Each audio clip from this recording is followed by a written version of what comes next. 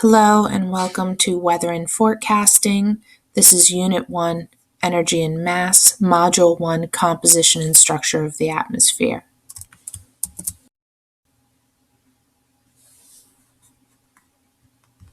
Let's discuss the difference between weather and climate. Two words we'll be using quite a bit throughout this course. Weather is the state of the atmosphere at some particular place and time. It is denoted by things like the current temperature, the wind speed, the wind direction, barometric pressure, and so on. Climate is the aggregate of weather conditions at some location over a period of time. And for normals, that period of time is 30 years. So we look at some weather variable like maximum temperature, and we look at that maximum high for every day over 30 years, average it together, and we can say this is the normal average high temperature for this area. So climate is a little longer duration than weather. This course falls under the geography department, and geography is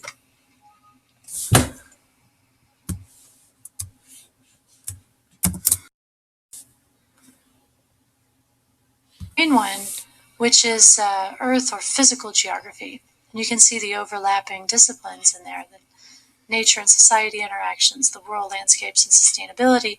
And then this red circle is geographic information science, or geographic information systems, as the discipline is known.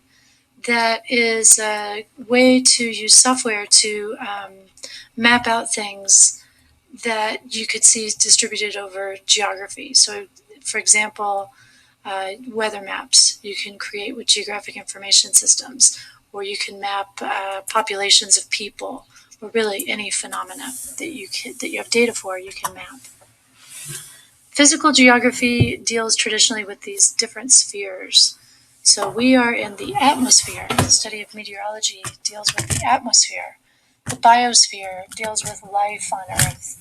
The lithosphere is geomorphology and the rocky structure of the planet. And the hydrosphere deals with the water.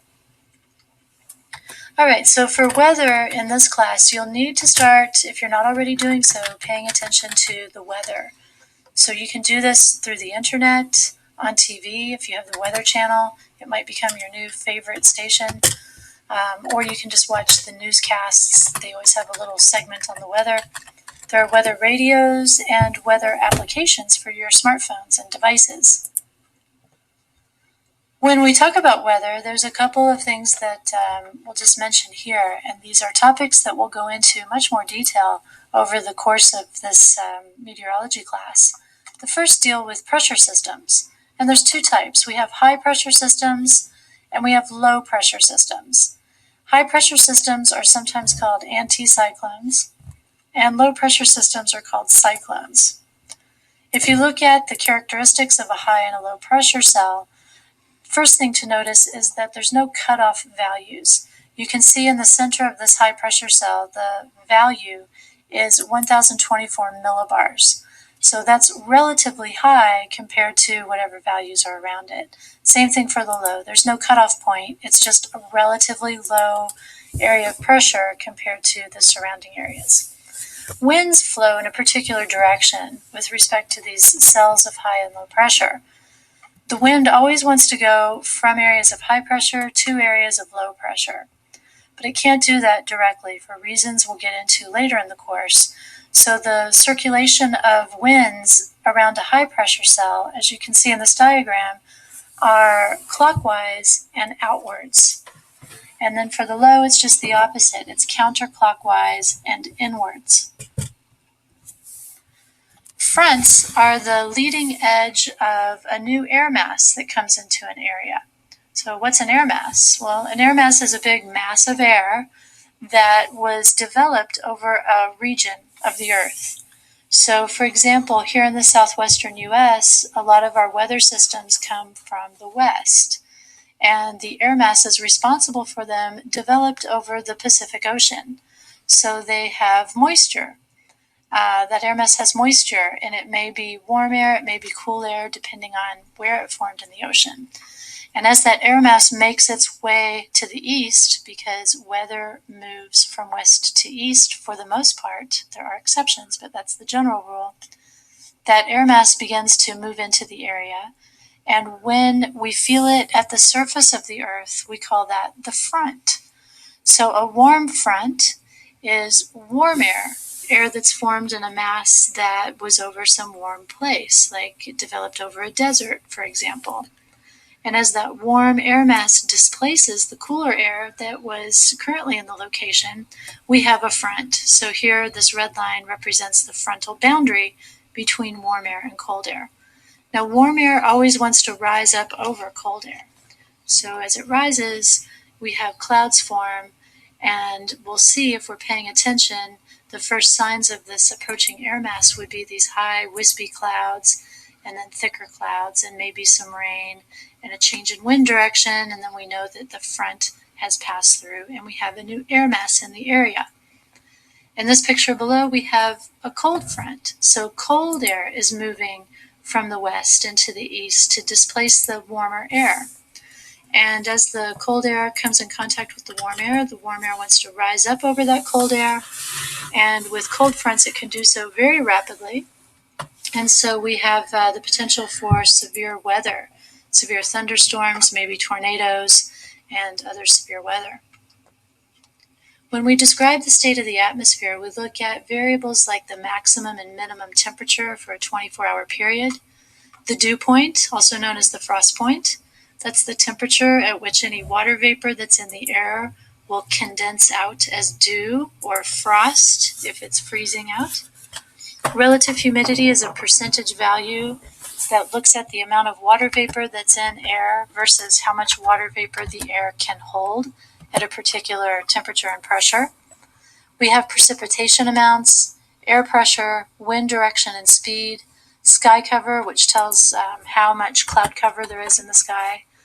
And if there is hazardous weather possible, the National Weather Service may issue a weather watch. And if hazardous weather has been spotted or is imminent, then a weather warning will be issued.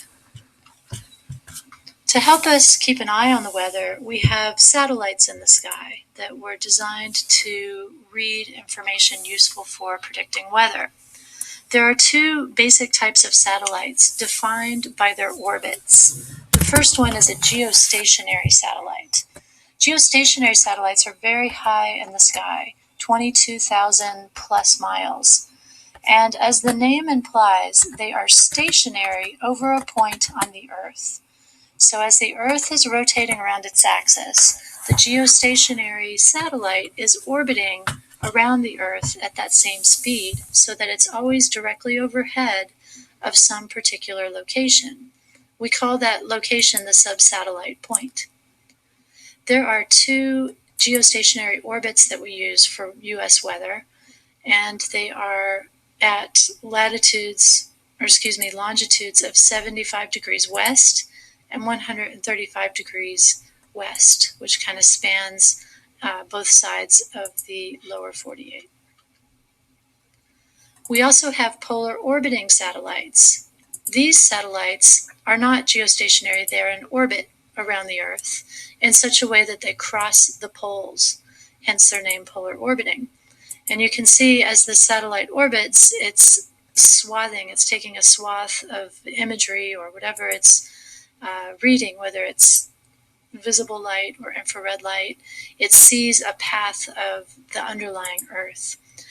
These are much lower in the sky, about 500 to 600 miles high, and they pass over the same point on the Earth 2 times in a 24-hour period. So remember, the Earth is rotating underneath the satellite's orbit, so it gets a good look at the whole Earth over a period of time. The imagery that comes from these satellites may be in the visible spectrum. If it's daytime, then we can get these visible images like we see here that make it easy to see the clouds and the areas that are clear. We may also get infrared imagery. If there's an infrared sensor on the satellite, it can read the signature of the underlying Earth in the infrared spectrum. Infrared can be a little bit tricky. We're seeing the same thing, cloud cover.